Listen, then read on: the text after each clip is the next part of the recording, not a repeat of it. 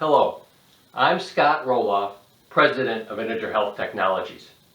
At IntegerHealth, we quantify healthcare outcomes for insurance companies and self-insured employers.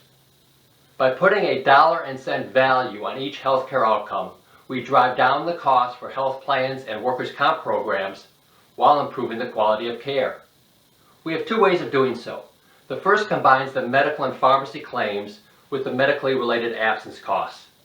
The second uses just the claims. This video shows how we do it with the claims and the absence costs, which is used by self-insured employers for their health plans and workers' compensation programs, as well as workers' compensation insurance companies and TPAs, who can substitute the indemnity payments to the injured employees for those medically related absence costs. Let's begin. This graph shows the average claims expense of 14 specialists treating back patients. From the best, specialist number 1 on the far left at $1,000 per patient, to the worst, specialist 14 on the far right at $8,600 per patient. The claims cost, however, is just half the equation.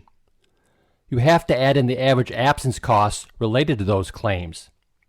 Not only are they a real cost, but they're also an indication of the effectiveness of the care, because the quicker a doctor got a patient better and back to work, the more effective the doctor was. We get the absence cost by juxtaposing the dates of the claims against the employer's HR records to identify the time off related to the claims, and then value that time off at either the employee's actual pay rate or a normalized rate. For workers' compensation insurance companies and TPAs, we substitute the indemnity payments to the injured employees for the HR absence costs. When you add in the absence costs, Specialist 2 goes from being the second best to the second worst, and Specialist 9 was doing a better job than we initially thought because that doctor was getting their patients better faster. But there's still one more thing we have to do. If you ask any doctor why they cost more than another doctor, they'll always give the same answer. Because my patients are sicker. And sometimes they're right. If you have two patients with identical back injuries, one who is 20 years old and runs marathons, and the other who is a senior citizen, obese, has diabetes, and works in a cubicle all day, we know it's going to cost more and take longer to get that senior citizen better. So we have to adjust for that by assigning each patient a risk score, so that when we're comparing outcomes, we're doing so on a level playing field and filtering out the effects of how healthy or sick a particular patient was. When we do that, this is what we get. Now Specialist 13 looks better than before.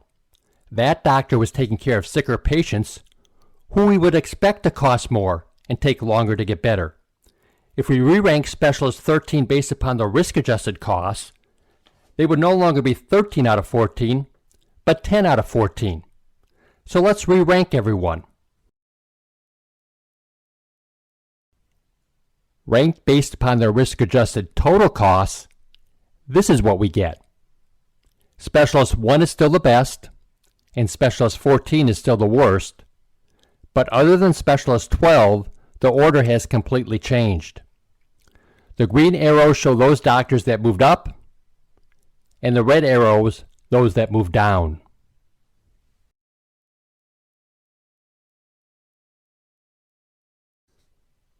Finally, let's compare all the doctors to the average for the group, the green line. This really demonstrates the power of these analytics and the magnitude of the savings opportunities.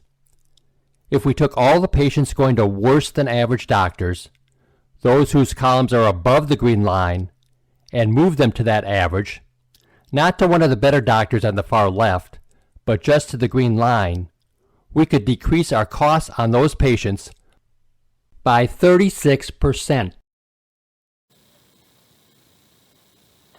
That's how we quantify healthcare outcomes using the claims and absence costs.